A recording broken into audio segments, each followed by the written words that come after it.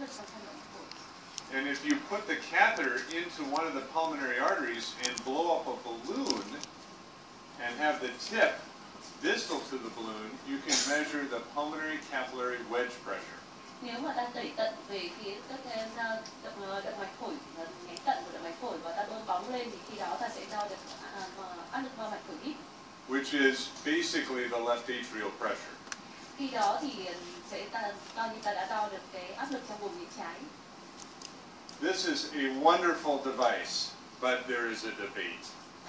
Đây là một thiết bị rất là tuyệt vời nhưng mà nó cũng có những cái nhược điểm của nó. In the United States and many other places, this is a very important technique to measure the pressures in the heart. Cái phương pháp catheter song gang này thì bây giờ vẫn được sử dụng rất nhiều trong các cái đánh giá về tim, các cái áp lực trong vùng tim. Patients with myocardial infarction, heart failure, and in other critical care patients. Bây giờ chúng ta vẫn sử dụng trong cái theo dõi những bệnh nhân nhồi máu cơ tim, suy tim hay là trong những cái trường hợp mà bệnh tim cần phải theo dõi rất tích cực. But Tuy nhiên, many people think they are unnecessary and dangerous. rất nhiều người nghĩ là catheter song gang là một cái phương pháp thăm dò không cần thiết và rất nguy hiểm. And I'll tell you, in our hospital in particular, the pulmonologists and critical care people never use it. The cardiologists love it. Bây giờ thì các cái những bác sĩ ở bên khoa điều trị tích cực có thể không sử dụng nó nữa, nhưng mà các bác sĩ tim mạch vẫn rất là thích sử dụng. So even though we can get all of these measurements here that we talked about, Mặc dù vậy thì chúng ta thấy là catheter song gang có thể trả lời cho chúng ta rất nhiều thông số mà chúng ta vừa nói đến. and we can also take blood from different cardiac chambers to get saturations. Và khi sử dụng catheter song gang thì ta có thể lấy máu được từ trong các vùng tim để đo được độ bão hòa oxy tại từng vị trí trong tim. And we can measure cardiac output. Ta đo được về cung lượng tim. And we can measure pulmonary vascular resistance Sức cản của mạch phổi and systemic vascular resistance, và sức cản của mạch hệ thống. with many advantages for figuring out what's going on with patients. Như vậy thì chúng ta thấy là có rất nhiều cái lợi điểm mà ta có thể tìm hiểu được về cái thông số của bệnh nhân. Such as in a patient who's short of breath, is it due to the heart or is it due to the lungs? Ví dụ như chúng ta có thể trả lời được là cái bệnh nhân khó thở này thì cái nguyên nhân là do tim hay là do phổi. If it's the heart, it might show up as a high pulmonary capillary wedge pressure or left atrial pressure. Ví dụ như là nếu mà do tim thì chúng ta sẽ thấy là áp lực mạch phổi ít mà sẽ tăng lên rất cao, hay là áp lực trong vùng nhĩ trái tăng cao. If it's the lungs, it might be a high pulmonary vascular resistance and high pulmonary pressures. Thế còn nếu mà do phổi thì ta sẽ thấy là sức cảm phổi tăng hoặc là sức khỏe mạch phổi tăng hoặc là cái áp lực động mạch phổi tăng. If a patient is in shock, is it due to the heart, due to low filling volume, due to vasodilatation, or due to some kind of obstruction? Nên hoặc là ta trả lời được nguyên nhân do sốc, ví dụ như là do sốc có tim hay là do giảm thể tích, hoặc là do cái sự phân bố, hoặc là do cản trở. If we figure out what's wrong, we can give them the proper therapy. Rồi thì ta có thể gợi ý được cho cái phương pháp điều trị. And if our therapy works or doesn't work, we can know right away. Và cũng rất là quan trọng đấy là ta theo dõi được cái đáp ứng của bệnh nhân đối với các phương pháp điều trị của chúng ta. So cardiologists love this. Và như vậy là các nhà tim mạch rất thích dùng. But our pulmonologists say there are pitfalls. Tuy nhiên là phương pháp này nó cũng có những cái bẫy và của nó. This is a typical Philadelphia road after the winter. Đây là cái mà chúng ta hay thấy cái lỗ trên đường vào mùa đông. We're obviously puncturing the blood vessel so that we can cause bleeding and infection. Thì với các phương pháp sử dụng catheter song gang này thì một số cái biến chứng hay gặp đấy là chảy máu hay nhiễm trùng. If we miss the blood vessel and hit the lung, we have a pneumothorax. Khi mà chúng ta đặt catheter có thể gây tràn khí màng phổi. The catheter can tickle the heart and cause arrhythmia. Nếu mà khi đưa catheter vào trong vùng tim, chúng ta có thể kích thích gây ra rối loạn nhịp. When we blow up the balloon in the pulmonary artery, we can cause a rupture. Khi ta bơm bóng ở đầu catheter trong thân động mạch phổi, ở các nhánh động mạch phổi, ta có thể gây ra tách thành động mạch phổi. If we don't know what we're doing, we can get poor tracings. Khi ta không biết là ta đang đặt cái đầu của catheter ở đâu thì ta sẽ ghi được những cái hình ảnh cái đường biểu diễn rất kém. or we're not smart enough to know what we're looking at. Nếu mà ta không đủ thông minh, không đủ kiến thức để diễn giải thì chúng ta có thể diễn giải sai về áp lực. And the pulmonologists tell us that we cannot find in our studies any mortality benefit. In fact, it might be harmful. Khi mà chúng ta nên có những cái nhận định sai như vậy thì khi đó có thể gây ra cái hại cho bệnh nhân. So if that's true, what about using echo instead? Vì vậy sao chúng ta không tự sử dụng siêu âm để... We know that echo is very good for looking at the valves. Chúng ta biết là siêu âm có vai trò rất lớn trong đánh giá các bệnh lý về van tim và thông số về van. But we can also measure many of the same things that we can get from a Swan-Ganz catheter. Như vậy thì sử dụng echo cũng có thể đánh giá được nhiều cái thông số về áp lực mà chúng ta có thể trả lời thay cho cái phương pháp sử dụng catheter. Echo Swan. Bây giờ chúng ta sẽ gọi nó là echo Swan. So here is from a paper that we published a while back, just illustrating all of the different things that we can get using echo to measure these same things as a Swan-Ganz catheter. Trong bài nói này chúng ta sẽ sử dụng echo để ta trả lời được gần hết các cái thông số nhưng mà chúng ta có thể thu được bằng catheter xoang gan. So let's start with right atrial pressure. Đầu tiên thì ta sẽ nói về áp lực trong buồng nhĩ phải. If we measure the size of the inferior vena cava and the percent that it collapses, we can get a very rough estimate of the right atrial pressure. Khi ta đo đường kính tĩnh mạch chủ dưới và ta đo cái độ sạch của cái đường kính tĩnh mạch chủ dưới thì ta có thể ước lượng được cái áp lực trong buồng nhĩ phải. A big IVC, defined as greater than 2.1 centimeters with less than 50% collapse during a sniff, would give us a pressure of 15 with a range of 10 to 20. Nếu đường kính tĩnh mạch chủ dưới mà trên 21 mm và cái độ sạch là dưới 50% và khi mà ta đi cho bệnh nhân làm cái nắp lên đấy mà độ sạch nó từ dưới 50% thì khi đó ta có thể ước lượng được cái áp lực ở trong buồng nhĩ phải sẽ là từ 10 cho đến 30 mm.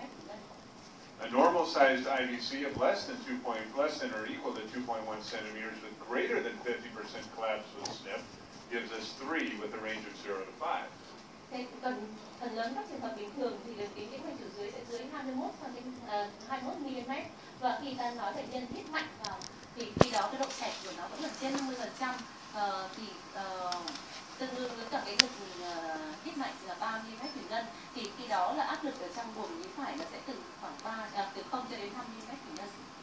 And just to make it easy, but maybe too simplistic, everything else is 8. Thì như vậy thì nghe có thể hơi thực ra khi đó ta lại trừ được hai trường hợp từ khác này rồi thì còn các trường hợp còn lại. So for instance, if we have a big IVC size, but it collapses greater than 50%, that's 8. Như vậy thì nếu mà những cái trường hợp mà nếu mà đường kính tĩnh mạch chủ dưới thì dưới 21 cm và cái độ sạch dưới 50% thì như vậy là áp lực ở phổi sẽ là áp lực trong buồng nhĩ phải sẽ là khoảng 8 mm thủy ngân. The problem is it doesn't work that well. You can see right atrial pressure by Swan-Ganz catheter here versus echo, and there's a good R value, but look at the spread on the bias. Chúng ta thấy là nếu mà so sánh về cái áp lực trong buồng nhĩ phải bằng xương Doppler và so sánh với cả thông tin thì ta thấy cái độ tương quan khá là tốt với cả cái R0,8. Thế nhưng mà nó cũng có những cái sai số. So we have to be careful. Cho nên là chúng ta cũng rất là phải thận trọng. We can also get the pulmonary artery systolic pressure. Bây giờ thì chúng ta sẽ nói về cái đo áp lực tâm thu của động mạch phổi. Many of you already know this. You can use the tricuspid regurgitant jet to get the pressure gradient between the right ventricle and the right atrium, and then we can add our right atrial pressure to that to get the pulmonary artery systolic pressure. Mọi người đều biết là nếu mà chúng ta muốn đo cái áp lực tân thu của động mạch phổi thì ta sử dụng cái dòng ngược của van ba lá, ta đặt cái cơ sơ từ thất phải xuống nhĩ phải và đo cái song song với cả cái đằng Z đó. Thì khi đo được cái áp lực vận tốc của cái đo được cái chênh áp giữa thất phải và nhĩ phải, ta cộng thêm cái áp lực của buồng nhĩ phải thì ta sẽ được cái áp lực tân thu của động mạch phổi. We can also get the pulmonary artery diastolic pressure. Here we take the end diastolic pressure gradient from the pulmonic regurgitation jet, and that should basically give us the pressure gradient between the pulmonary artery and the right ventricle, again, we add the right atrial pressure, which is the right ventricular and diastolic pressure. Nếu mà nói về đo áp lực tâm trương của động mạch phổi thì ta đã sử dụng cái phổ hở phổi. Khi đó thì ta đo được sử dụng cái dòng hở phổi, đo được cái kênh áp giữa thân động mạch phổi và vùng thất phải. Ta cộng thêm với cả áp lực trong vùng vĩ phải nữa thì ta sẽ được áp lực của tâm trương của động mạch phổi. We can also get the pulmonary artery mean pressure by two techniques. We can either use the pressure at the beginning of diastole, as calculated from the pulmonic regurgitation jet. Với cả áp lực động mạch phổi trung bình thì ta có hai phương pháp. Phương pháp thứ nhất đó là sử dụng chính cái dòng hở phổi để ta đo cái áp lực cao nhất của cái dòng hở phổi. And add the right atrial pressure, of course. Cộng với cả áp lực trong vùng vĩ phải. Or we can actually take the velocity time integral of the tricuspid regurgitation jet and add the right atrial pressure. And this is similar to what we do for the aortic outflow mean gradient. Hoặc là phương pháp thứ hai là chúng ta sẽ chúng ta đo là cái VDI của cái dòng hở ba lá và cộng với cả áp lực trong vùng vĩ phải. We can also get a very rough estimate of the pulmonic vascular resistance or pulmonary vascular resistance. Bây giờ chúng ta sẽ tiếp tục theo đấy là cái sức cản của hệ mạch phổi. In what's called the Abbas formula, we can take the peak tricuspid regurgitation velocity and divide it by the right ventricular outflow tract velocity time integral, multiply by 10, add 0.16, and that will give us a rough pulmonary vascular resistance. Về sức cản của hệ mạch phổi thì chúng ta sử dụng cái cái phổ hở ba lá, ta đo cái vận tốc của dòng hở ba lá chia cho cái VTI để được ra thất phải nhân 10 lên và cộng với 0,16 thì ta sẽ được sức cản mạch phổi. Another thing that we can use to estimate whether the patient has high pulmonic vascular resistance is notching of the right ventricular outflow tract velocity time integral. You can see here is normal, and here is a notch right in the middle of it, and that is correlated with a pulmonary vascular resistance of greater than 3 Wood units. Khi ta đánh giá về sức cản mạch phổi, ta hãy chú ý đến cái phổ của VTI từ ra thất phải. Đây là cái hình ảnh của VTI từ ra thất phải. Thông thường nó sẽ có một cái phổ hình tròn như thế này. Thế còn nếu trong những cái trường hợp mà sức cản phổi tăng thì ta thấy là có một cái móc ở phía trước, để gọi là nốt. Thì khi mà có cái phổ từ ra thất phải có cái nốt như thế này thì đấy là khi đó chúng ta có thể ước lượng được sức cản mạch phổi ít nhất là phải từ 3 lớn hơn 3 đơn vị út. So here is some correlation here between pressures that were measured by Swan-Ganz catheter and also the echo measurements. And you can see, at least for stroke volume, which we won't talk about, but you can calculate, pulmonary artery systolic pressure and right atrial pressure in this study is actually pretty good with our values here. Nếu mà ta so sánh về mối tương quan giữa áp lực động mạch phổi và áp lực vĩ phải và thể tích nhát bóp bằng Doppler hay là thông tin phải thì ta thấy là ở đây nếu mà trong những cái trường hợp mà ta thu được cái phổ Doppler tốt thì cái có mối tương quan rất chặt về cái thể tích nhát bóp, áp lực trong vùng vĩ phải, áp lực trong của động mạch phổi. The diastolic pressure was not so good, and look at how few patients it could be measured on. Duy chỉ có cái áp lực tâm trương của động mạch phổi thì là cái mối tương quan chưa được tốt lắm. And here is the correlation between pulmonary artery systolic pressure. And again, we have a bit of a bias here as well, even though the R value is pretty good. Nếu mà nói về sự áp lực động mạch phổi tâm thu thì đã thấy là có một mối tương quan tương đối chặt giữa thông tin và đo bằng siêu âm. Tuy nhiên là tôi nhắc lại là vẫn có những cái sai số có thể xảy ra. When we actually looked at this in over 500 cases of echo versus cath that happened within 24 hours, we saw that there were a lot of patients with a high degree of discordance or difference between echo and cath. Khi đây là cái tỷ lệ giữa các nghiên cứu hoặc đánh giá về cái sự mà không tương đồng giữa cái phương pháp thông tin và siêu âm thì ta thấy là nếu mà những cái trường hợp mà sai số mà quá lớn thì cũng khá là phổ biến. You can see that almost 20% of studies had a greater than 50% degree of discordance. Ở đây là những cái trường hợp mà không tương đồng trên 50%, chiếm đến 50% các nghiên cứu. And look at the scatter plot, ugly. Như vậy thì thấy là về tính về trung bình thì sự sai số giữa các nghiên cứu cũng khá là tệ. And here actually we looked at how far off they actually were when we made it into clinical categories, so mild, moderate, or severe. Ở đây ta thấy là trong những cái trường hợp mà So while a good percentage of them were in fact correct, there was a substantial amount that were two categories away. So for instance, you would have normal on the cath, but it would show up as moderately severe on the echo. Ta thấy là nếu mà những cái trường hợp chính xác thì chiếm đến khoảng độ 45%. Thế nhưng mà có những cái hai nghiên cứu cho thấy là có cái sự khác biệt. Ví dụ như là ở trên siêu âm thì nói là nặng, thế nhưng mà ở thông tin thì không phải như vậy. So this is underestimate and then this is overestimate. So for instance, right here, this would be the ones that if you had normal and it was called mild, this, the echo said it was mild, but the cath said it was normal. Here, the echo would say that it is mild, and the cath would say it was normal, for instance. Ở cái màu vàng thì đấy là khi mà thông tin thì nói là nhẹ, nhưng mà siêu âm thì trả lời là không phải là nhẹ. Thế còn thì màu tím thì là ngược lại. Now moving on to pulmonary capillary wedge pressure, we can also measure that by echo. Ta cũng có thể đo được áp lực bao mạch phổi ít bằng siêu âm. And basically, if we take the maximal inflow velocity during early diastole across the mitral valve and divide it by the tissue Doppler early velocity during diastole in both the septum and the lateral wall and divide that by 2, we can get a sense of whether the pulmonary capillary wedge pressure is greater or lower than 15 millimeters of mercury. Nếu mà ta đo áp lực đầu tuyến chương qua ban hai lá và sau đấy ta đo cái vận tốc của thành bên và vận tốc của vách bằng phương pháp Doppler mô, xong ta tính tỷ lệ giữa E trên E phẩy của vách cộng với cả E trên E phẩy thành bên chia đôi thì ta sẽ được áp lực bao mạch phổi ít. And here is what it actually looks like for correlating with that pulmonary capillary wedge pressure greater than 15. And while it is not perfect, it is much better than just about every other thing that we have.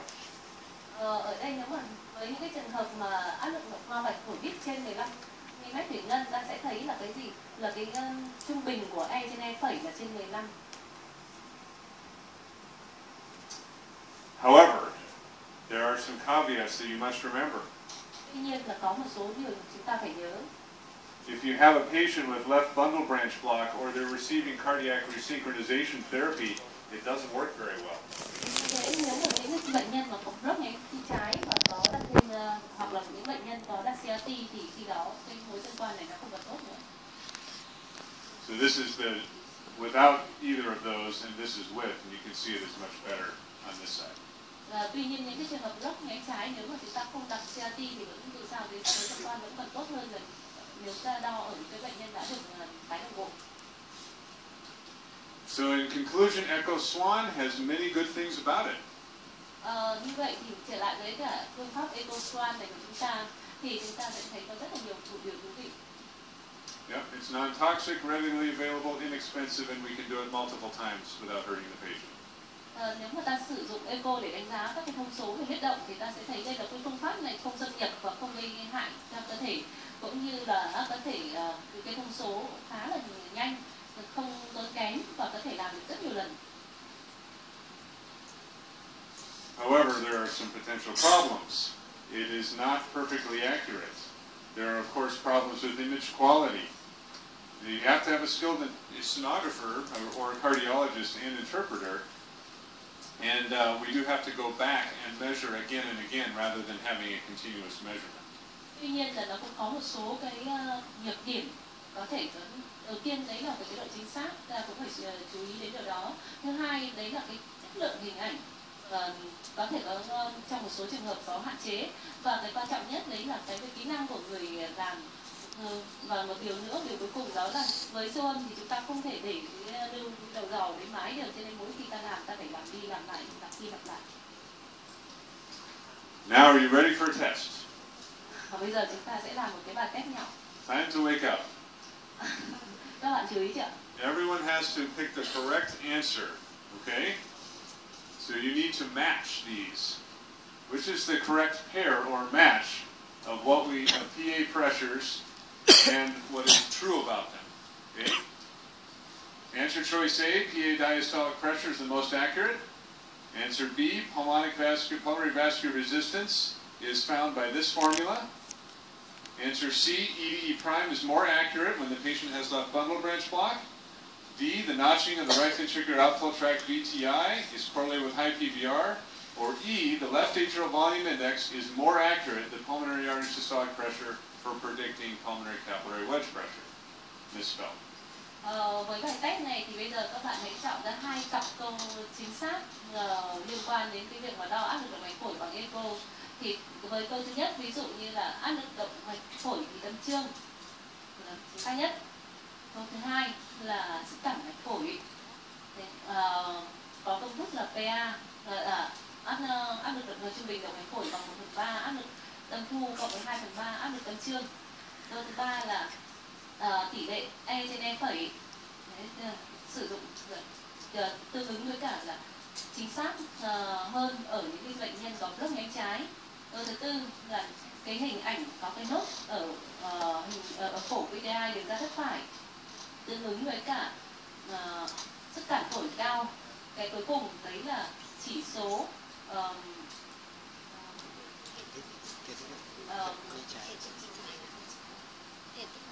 thể tích nhĩ trái, chỉ số thể tích nhĩ trái chính xác hơn là áp lực tâm thu của động mạch phổi trong đánh giá mạch phổi ít. Đây là các bạn chọn ra 2 câu chính xác. How many choose answer A? Very good. How many choose B? Ai chọn B ạ? Okay, we have some B. How many choose C? Oh. C. How many choose D? D. The majority. How many choose E?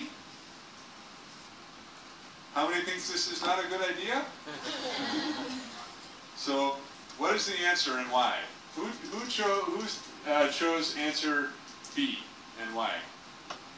Có bạn nào thì đứng lên giải thích được là vì sao lại chọn B không ạ?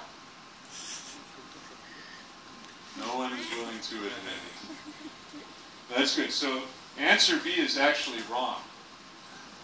Đây chắc chắn là sai. This is the pulmonary artery mean pressure. Đây là công thức để tính áp lực động mạch phổi trung bình. And you can use the echo-derived pulmonary artery systolic pressure and the echo-derived pulmonary artery diastolic pressure to get the pulmonary artery mean pressure. Bạn không thể sử dụng 1/3 áp lực động mạch phổi tâm thu cộng với cả 2/3 áp lực động mạch phổi tâm trương để tính áp lực động mạch phổi trung bình. But I would not recommend this because if you have a mistake here and a mistake here, then you have 2 big mistakes. Đây là công thức để tính áp lực động mạch phổi trung bình, nhưng mà nếu mà bạn nhầm giữa 2 cái tỷ lệ này thì khi đó thì cái sai số sẽ rất lớn. So you're a very smart group and most people pick D. Mọi người rất là thông minh khi mà tất cả mọi người đều chọn D. So very good job. Các bạn đã làm rất là tốt. So I told you that it's not perfect, but I still think we can use it, but we have to be careful. Tôi vẫn nói là cái phương pháp EcoStrand này có những cái lỗi, cũng thể có những cái sai sót tiềm ẩn. Thế nhưng mà nếu mà chúng ta làm một cách cẩn thận thì chúng ta vẫn có được những thông số tốt. As with all of echo, we have to use all of the information that we have to make a diagnosis, not one measurement. Nếu mà chúng ta phối hợp tất cả các cái thông số để siêu âm lại với nhau thì ta vẫn có thể đưa ra được cái chẩn đoán. And part of the reason here is that because we don't have a lot of precision, we have to use ranges and clinical categories. We can still use some numbers, but we have to be careful with them. Bởi vì chúng ta đều đưa ra những cái khoảng giá trị và chúng ta có những cái mà bệnh cảnh lâm sàng đồng thời nữa, thế thành ra là chúng ta sử dụng rất là tốt hơn là chỉ nhìn vào một con số nhất định nào đấy. And I like what the pulmonary hypertension clinical guidelines have suggested, and that is that echo can be used as a screening or a first look, but then you need a confirmatory test. Với các cái guideline, cái hướng dẫn bây giờ thì người ta vẫn đề nghị là sử dụng siêu âm như là một cái bước để sàng lọc, hoặc là cho chúng ta cái nhìn đầu tiên, cái phán đoán đầu tiên, sau đấy thì chúng ta có thể làm những cái đánh giá thăm dò sâu hơn. And if you really have to know, they need to go to the cath lab. Khi mà chúng ta muốn biết được những cái thông số thật chính xác hoặc là cụ thể hơn thì chúng ta hãy đưa bệnh nhân đi vào cath lab để sử dụng xoang gan. All right, well, thank you very much for your attention. These are my children.